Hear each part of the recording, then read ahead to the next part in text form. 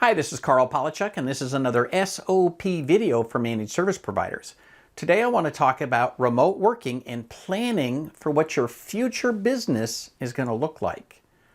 A lot of people are working remote for the first time, finding some challenges, finding some opportunities, and in general, just being exposed to a new way of doing things.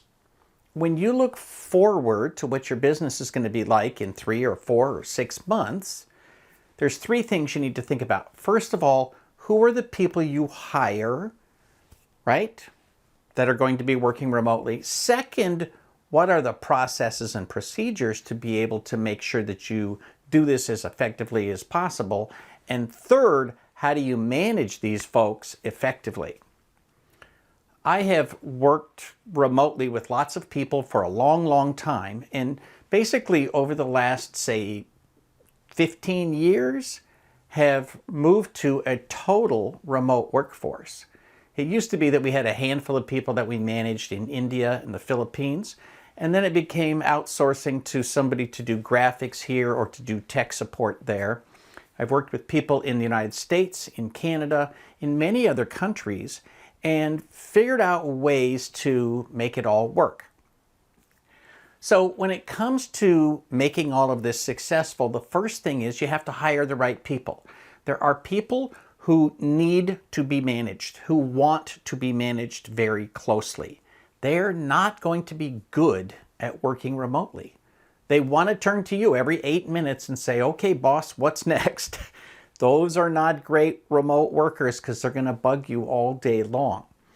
You want to keep in contact, you want to make sure you have a good culture, but you have to have people who are basically designed from the get-go. Their DNA is that of a remote worker. People who are self-motivating, people who only turn to you when they need you, and that can take a long time. Now, there are people who are great at this, and there are people who will never do it successfully. Most people are in the middle. They can be trained to work remotely, and you have to set up rules to make that happen. So the second thing you need to look at is the processes and procedures. Some of the things you need to do include setting very clear expectations. You can't say, configure a router. That's not going to work. You have to have a very well-defined checklist that says, log into the router, back up the configuration, give it this particular file name so you know you can find the most recent backup. And then open this port, do this, do that, right? Tick, tick, tick through the whole thing, back up the router when you're finished, so now you have snapshots before and after, right? Whatever your procedure is, you need to be very good at defining it, and then make sure that whoever is executing it also has the ability to recommend or implement changes based on updates to the policy or to the hardware itself. That's the kind of thing you need to do to make sure that you're very clear on what you expect. And then, finally, the third element is management. You have to measure what you expect, right? Peter Drucker always says, what gets measured gets done, right? That's absolutely true with remote work. You need to check in with people. I'm a huge fan of delegating to people and then getting it out of my brain and letting them do their job. But I also check in on the things that matter.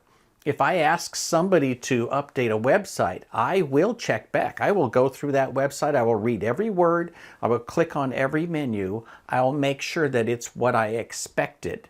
And if not, I will send a note and the changes will be made. So you have to figure out ways to follow up and measure what you want to be done.